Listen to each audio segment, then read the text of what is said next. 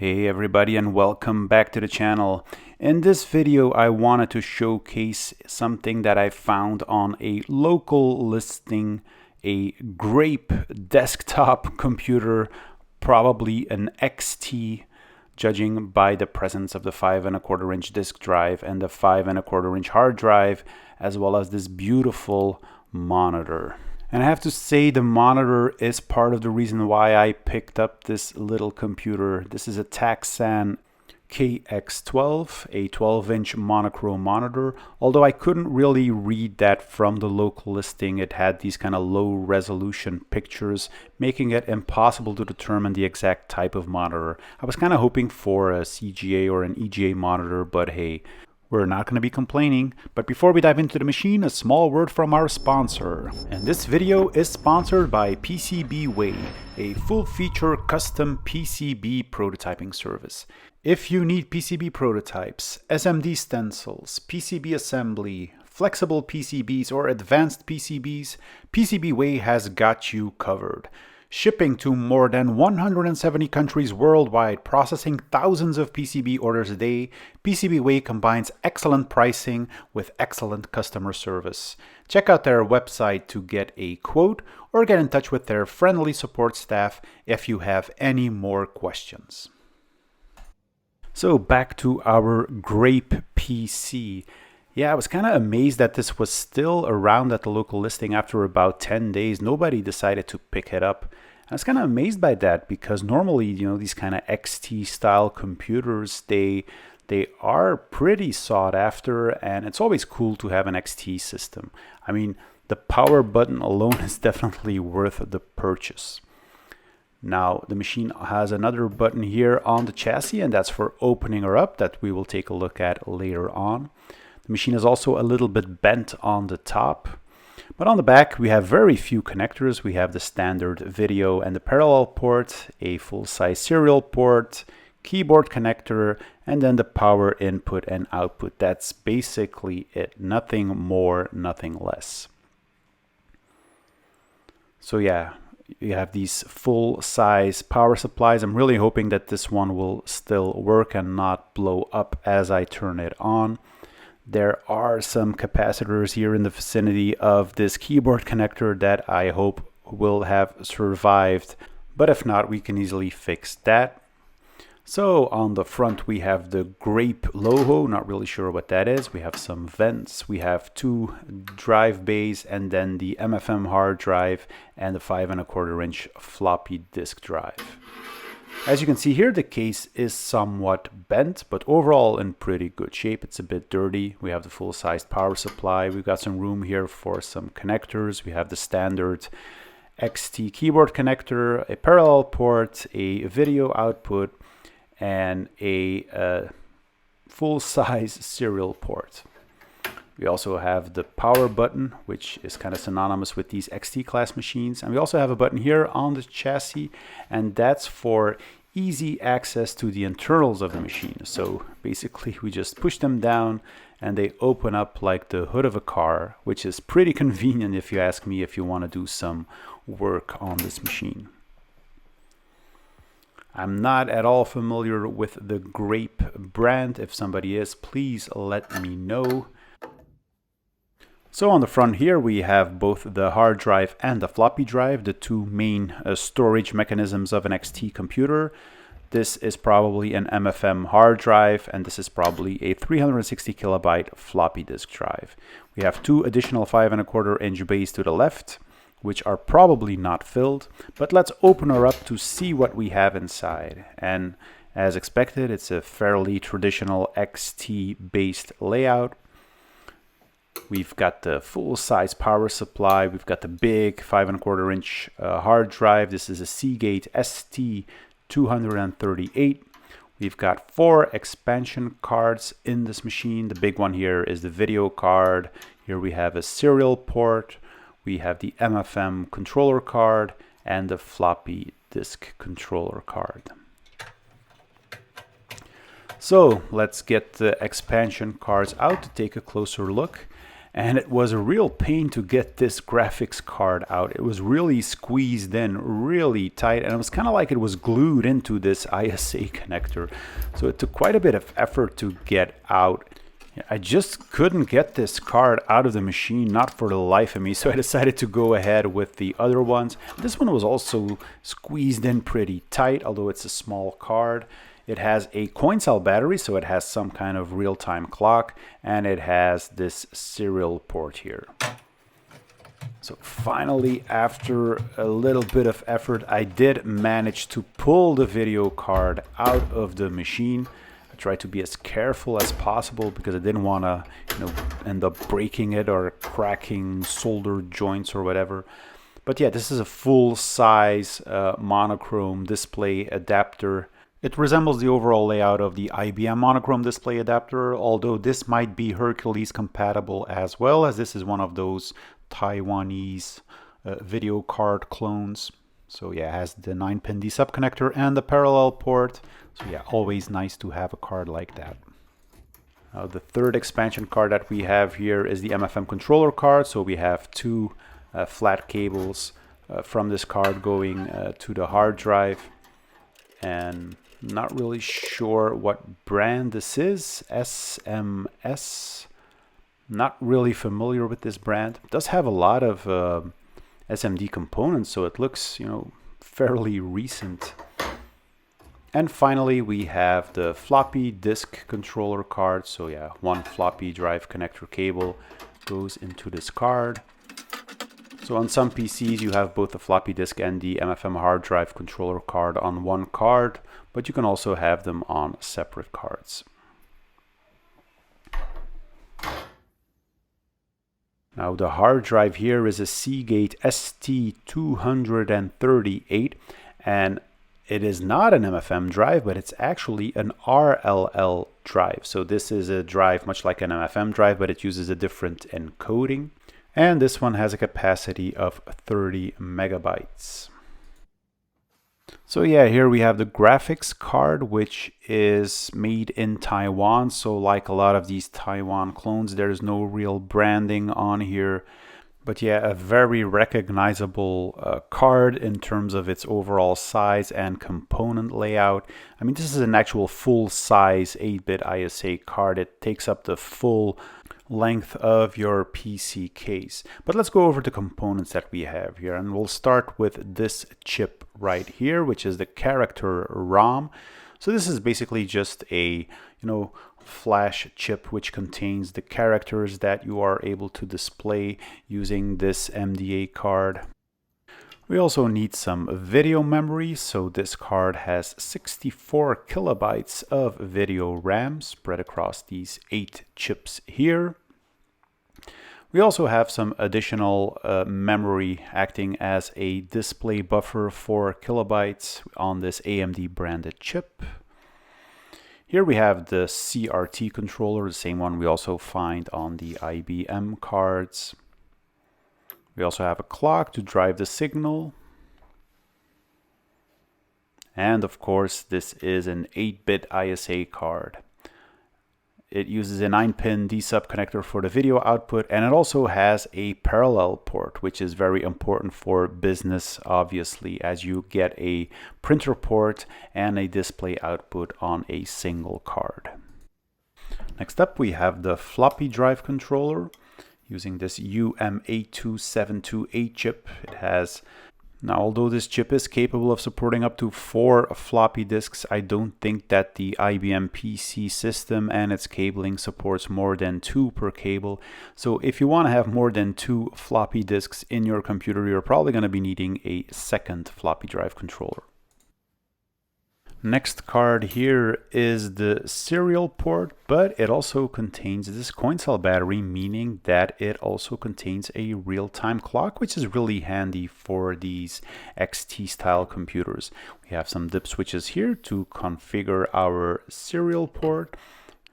And the serial port that we have on this card is one of those 25-pin serial ports, not the little ones that we know today. So yeah, pretty interesting little card. Now onto the MFM controller card, or RLL controller card I should say, because this one is used to hook up a legacy XT class hard drive that uses the RLL encoding. Now this is an SMS OMT board. I wasn't really familiar with it. There were a number of markings on the silk screen, and via this little sticker here, the OMT5527A, I was able to look up some information online to see what this card is all about. It's a pretty modern card with some SMD components, and online you can find that this is a half-length full height card for 2 RLL drives, and all of the jumper settings are available online. So you basically configure this card using these jumpers here, and it is currently configured for this Seagate 30 megabyte hard drive. Now let's take a look at the monitor, this Taxan KX12. I love these little knobs here, the power switch and the 2 knobs for the contrast and the brightness. I didn't really know what kind of monitor this was, but I'm pretty happy with it. I like the look and feel of it. It is a little bit dirty, but we will be able to fix that. So let's take a look at the back here, where we find some additional knobs for some additional fine-tuning. We have the 9-pin D sub connector, although it is only using 5 pins here, which is not abnormal for these types of monitors. So this is the KX1213E. And in this November 1985 issue of Elector Electronique, which is a French electronics hobbyist magazine, I did find a reference to this Taxan KX12 monitor. It was actually in a super promo here, where you saw the Taxan KX1213 listed for 1,650 French francs, the currency in France before we all moved to the euro in 2000. And this was roughly about $300 US in 1986, and taken into account inflation, this would have set you back $750 US today. Now on the back we have some knobs for the horizontal position, the vertical position, the vertical hold. We have a very satisfying power button here on this monitor with a power LED which goes on and off. But yeah, time to see what she will do when we turn her on. And I have removed everything except for the video card. I'm just going to take my chances. I've plugged it in. I left the motherboard plugged in. So we're just going to flip the switch. And we do hear something. We don't hear any explosions, which is a good thing, but nothing is showing up on the monitor. But a neat trick that I learned from my vast experience with working with retro computers is that sometimes you just need to turn on the brightness or the contrast on these monitors, because sometimes they're not set correctly and you're actually getting a display like I am getting here.